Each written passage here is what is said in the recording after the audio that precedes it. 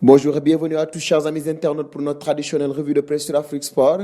Nous débutons ce numéro du vendredi 18 décembre 2020 avec le journal Marca qui revient à une, outre l'entretien avec Llorente sur la victoire de Lewandowski au FIFA The Best en cette année 2020 sans ballon d'or. Le Polonais a été primé en devançant Cristiano Ronaldo et Lionel Messi. Le journal cite aussi les autres gagnants avec le prix de la meilleure joueuse, Lucy Bronze, le prix du meilleur entraîneur foot masculin, Jürgen Klopp, et le prix Puskás, Hugminson.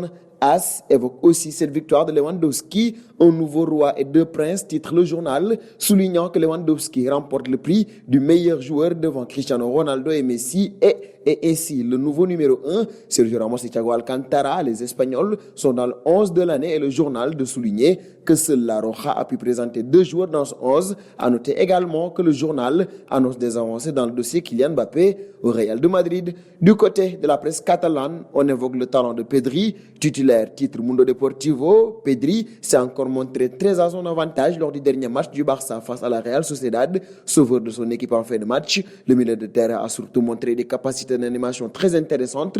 Outre ceci, Pedri a également fait montre d'une complicité réelle avec Messi et cette entente avec Léo se retrouve à la une de Sport qui revient sur les transmissions faites entre les deux hommes. Le Canari comprend parfaitement le jeu du capitaine argentin. Exemple flagrant de cette connexion, Pedri a transmis 10 de ses 31 passes à Messi. Pedri, tout juste 18 ans, montre donc qu'il a une place dans le 11 de Coman.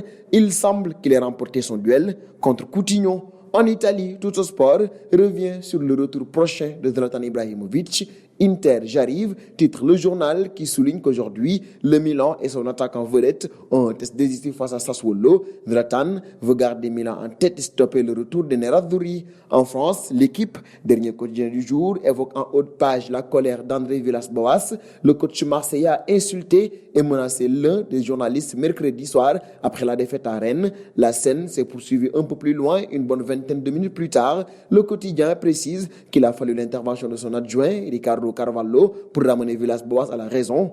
Décidément. Et cette information met un terme à la revue de presse du jour que nous fermerons avec la petite question du jour. Croyez-vous à la venue de Mbappé au Real de Madrid en fin de saison? Vos réponses seront attendues en commentaire.